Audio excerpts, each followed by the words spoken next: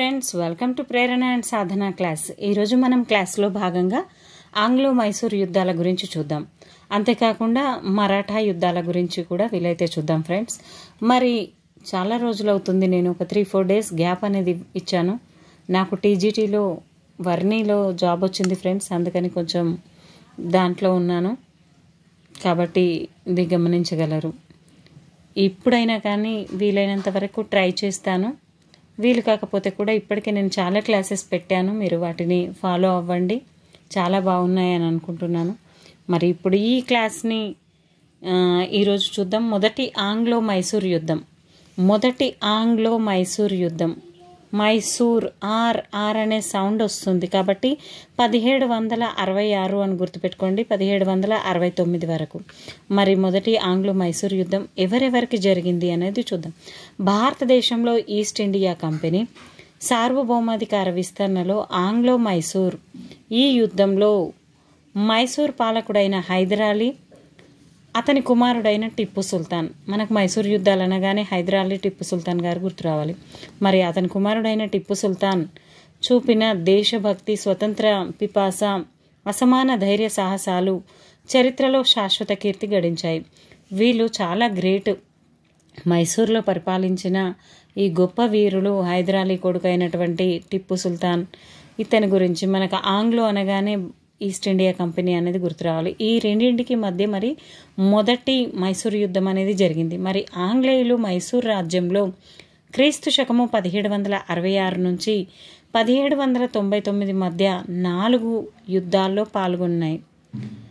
4 యుద్ధాల్లో ఎదుర్కొన్నారు. 4 యుద్ధాలు అనేటివి ఎదుర్కొన్నారు. ఇక్కడ కూడా గమనించండి, ఫస్ట్దేమో 1766 నుంచి 69 కదా, మరి 4 కంప్లీట్ అయ్యేసరికి 99 వరకు అయింది. 66ని రివర్స్ చేస్తే 99 స్టార్ట్ అయింది, అది ఎండ్ అయింది ఇది. ఓకే, మొదటి మైసూర్ యుద్ధం అనేది 1766 నుంచి 69 మధ్య కాలంలో హైదర్ అలీ సేనలకు ఈస్ట్ ఇండియా కంపెనీకి మధ్య జరిగింది. మరి హైదర్ కంపెనీ సేనలను వారి మిత్ర రాజ్యాల సేనలు ఓడించాయి, అంటే హైదర్ అలీ గెలిచాడు. మరి మద్రాస్ సంధి, ఇదేం జరిగింది? మద్రాస్ సంధి షరతులను కంపెనీ అంగీకరించింది. ఫ్రెంచ్ వారి సహకారంతో హైదర్ అలీ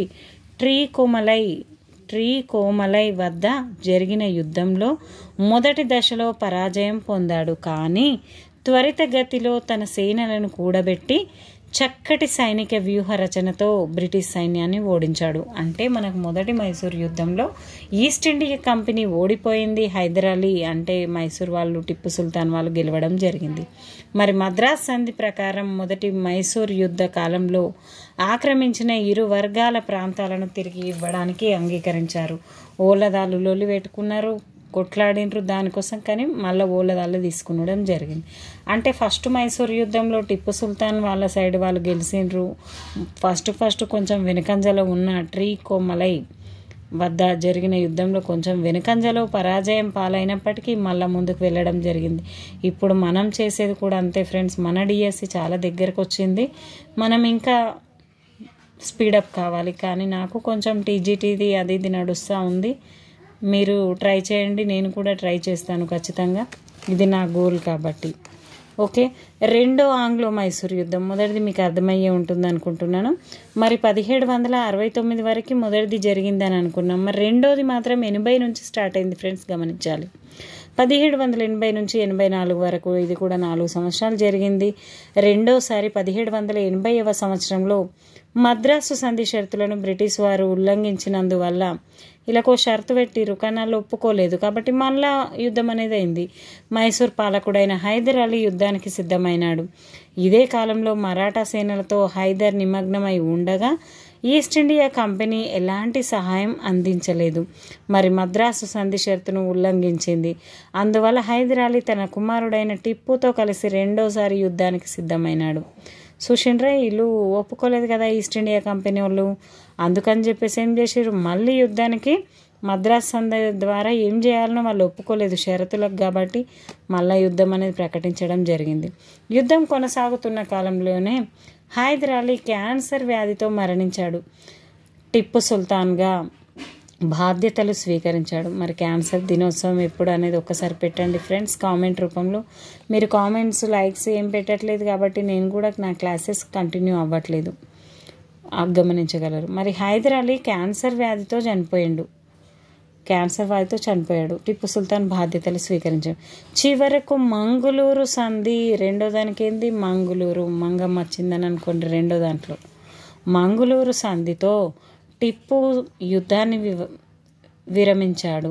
ఇరు వర్గాల వారు మరాఠాలతో నిజాంతో స్నేహం చేయమని శ్రీరంగపట్టణాన్ని టిప్పుకు ఇవ్వడానికి అంగీకరించాయి. ఆ తర్వాత పరిస్థితులు మారాయి. అర్థమైందా ఫ్రెండ్స్? మరి ఫస్ట్ దాంట్లో ట్రైకోమలై వద్ద యుద్ధం జరిగినప్పుడు హైదర్ అలీ ఓడిపోయాడు. ఆ తర్వాత మళ్ళీ ఇక్కడ ఈస్ట్ ఇండియా కంపెనీని ఓడించడం జరిగింది. మద్రాస్ సంధి అనేది పెట్టుకోవడం జరిగింది. కొన్ని షరతులు వాళ్ళు ఉల్లంఘించడంతోనే రెండోది వచ్చేసింది. ఆ రెండోది 1780 నుంచి 84 మధ్యన జరిగింది. దీంట్లో హైదర్ అలీ క్యాన్సర్ రోగంతో పోయిండాడు. ఆ తర్వాత టిప్పు సుల్తాన్ వచ్చిండు. మరి టిప్పు సుల్తాన్ మంగుళూరు సంధి అనేది పెట్టుకోవడం వల్ల ఈ యుద్ధం అనేది విరమించడం జరిగింది. మరి మూడో ఆంగ్లో మైసూర్ యుద్ధం అనేది ఎందుకు వచ్చిందో చూద్దాం. మరి 1784కే సెకండ్ది అయిపోతే 1789 దాకా మళ్ళీ మూడో దానికి 89. మరి ఎప్పటి వరకు 1792. మూడోసారి బ్రిటిష్ సేనలు మైసూర్ రాజ్యంపై 1789లో. ఈ 1789 అనగానే మనకు ఫ్రెంచి యుద్ధం గుర్తురాలి. 7, 8, 9 వరుస క్రమం. 1789లో యుద్ధం ప్రకటించారు లార్డ్ కారన్ వాలీస్. బ్రిటిష్ సేనలకు నాయకత్వం వహించాడు. టిప్పు సేనలు పరాజయం పొందాయి. మూడో దాంట్లో మాత్రం మూకుమ్మడిగా ఓడిపోవడం జరిగింది టిప్పు సుల్తాన్ వాళ్ళు. శ్రీరంగపట్టణం ఆంగ్లేయుల వశమైంది. ఇందాక వీళ్ళ సైడ్ ఉండే శ్రీరంగపట్నం ఇప్పుడు వాళ్ళ సైడ్ పోయింది. క్రీస్తు శకము 1792లో టిప్పు శ్రీరంగపట్నం సంధి షరతులను అంగీకరించాడు. ఈ సంధి షరతుల ప్రకారం మైసూర్ రాజ్యం విస్తీర్ణంలో అర్ధభాగం కోల్పోయింది. టిప్పు సుల్తాన్ 3.5 కోట్లు యుద్ధ నష్టపరిహారం చెల్లించాలి. అతని 2 కుమారులను జమీనుగా కంపెనీ బందీలుగా ఉంచింది. ఈ విధంగా మూడో దాంట్లో టిప్పు సుల్తాన్ ఘోరంగా ఓడిపోవడంతో 3.30 కోట్ల వరకు ఇవ్వాల్సి వచ్చింది నష్టపరిహారంగా. అదేవిధంగా శ్రీరంగపట్నాన్ని కోల్పోయాడు. మళ్ళా సగం రాజ్యాన్ని కోల్పోవడం జరిగింది. ఈ విధంగా మూడో దాంట్లో ముప్పు తిప్పలు పెట్టి టిప్పు సుల్తాన్ గారు ఓడిపోవడమే జరిగింది. మరి నాలుగోది ఏం జరిగిందో చూద్దాం. మరి నాలుగో ఆంగ్లో మైసూర్ యుద్ధంలో 1798, ఇందాక 92 వరకు అయింది కదా, 98. ఈ మూడో దానికి రివర్స్ నెంబర్, ఇక్కడ 89, ఇక్కడ 98 ఉంది. 98 నుంచి 99 1 సంవత్సరం జరిగింది. ఆంగ్లేయులకు టిప్పు సుల్తాన్కు మధ్య శ్రీరంగపట్నం సంధి శాశ్వత శాంతిని ప్రసాదించలేదు. 1798-99లో చివరిసారిగా టిప్పు సుల్తాన్ సైన్యం ఆంగ్ల సేనలతో తలబడింది. దీన్నే నాలుగో మైసూర్ యుద్ధం అంటారు. ఈ యుద్ధంలో టిప్పు ప్రాణాలు కోల్పోయాడు. లేకపోతే ప్రాణాలు కోల్పోకపోతే ఇంకా ఎత్తుండే. కానీ ఇక్కడ మనం గమనించాల్సింది ఏంటంటే, ఒకసారి ఓటమి పాలైనప్పటికీ వాళ్ళు ఏ విధంగా జయం కోసం ఎంత ట్రై చేస్తున్నారో అదేవిధంగా మనం కూడా మన లక్ష్య సాధన కోసం ఇంకా కష్టపడాలి. ఎందుకంటే పోటీ ప్రపంచం ఇది, మీ అందరికీ తెలిసిన విషయమే. అయితే నాలుగో దాంట్లో ప్రాణాలు కోల్పోయింది ఫ్రెండ్స్. పూర్వపు ఒడయార్ వంశానికి చెందిన కృష్ణరాజ ఒడయార్ అనే ఒక మైసూర్ బాలుణ్ణి కంపెనీ మైసూర్ పాలకునిగా నియమించింది.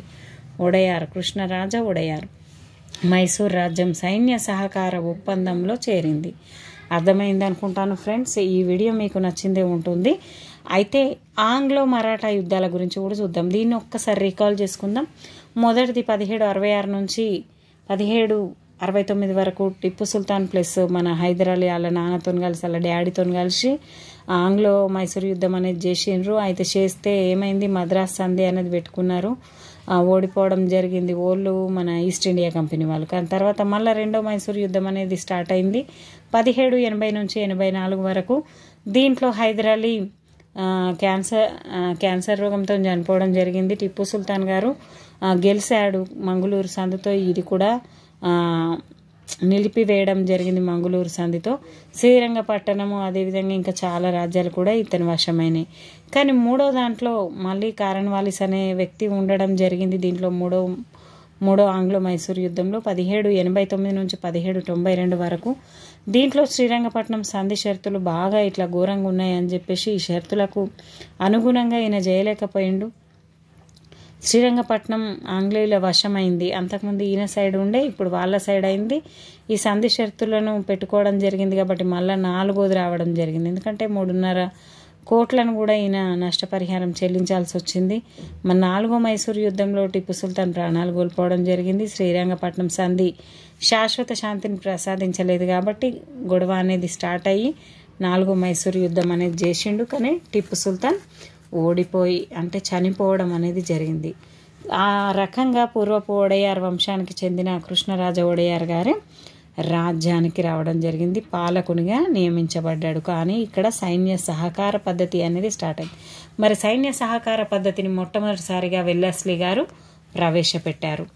మరి ఆంగ్లో మరాఠా యుద్ధాల గురించి చూద్దాం. ఇప్పటివరకు మైసూర్లో ఉన్నాం ఫ్రెండ్స్.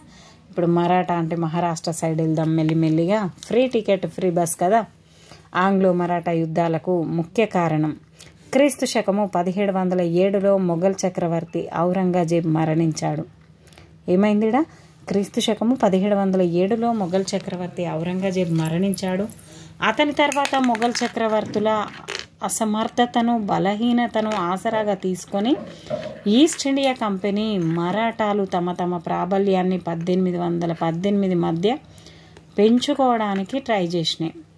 1818 మరాఠా ఆట్ అన్నట్టుగా వస్తుంది. మరాఠా టాటా 1818. ఓకే, ఫస్ట్ దాంట్లో ఆ విధంగా అనుకున్నారు. మరి ఔరంగజేబు అక్కడ తగ్గిపోవడం జరిగింది. ఆయన చనిపోయిండు కాబట్టి అతని తర్వాత వచ్చిన వాళ్ళందరూ కూడా అంత ప్రావీణ్యం లేరు, అసమర్థులుగా ఉన్నారు. కాబట్టి ఈస్ట్ ఇండియా కంపెనీకి దాన్ని కూడా వశం చేసుకోవాలనేది ఉండే. అందుకని క్రీస్తు శకం 1775 కాలంలో ఈ ఇద్దరి మధ్య 3 యుద్ధాలు జరిగినాయి. వీటికి మొదటి 2, 3 మరాఠా యుద్ధాలు అంటారు. మరాఠాలతో యుద్ధాలు జరిగినాయి కాబట్టి 3 మరాఠా యుద్ధాలు. మరాఠాల్లో తలెత్తిన అంతరంగిక తగాదాలు ఈస్ట్ ఇండియా కంపెనీకి తన సామ్రాజ్యాన్ని విస్తరింపజేయాలన్న ఆకాంక్షను మరింత పెంచాయి. లోపల అంతరంగిక కలహాలు అనేటివి ఉన్నాయి.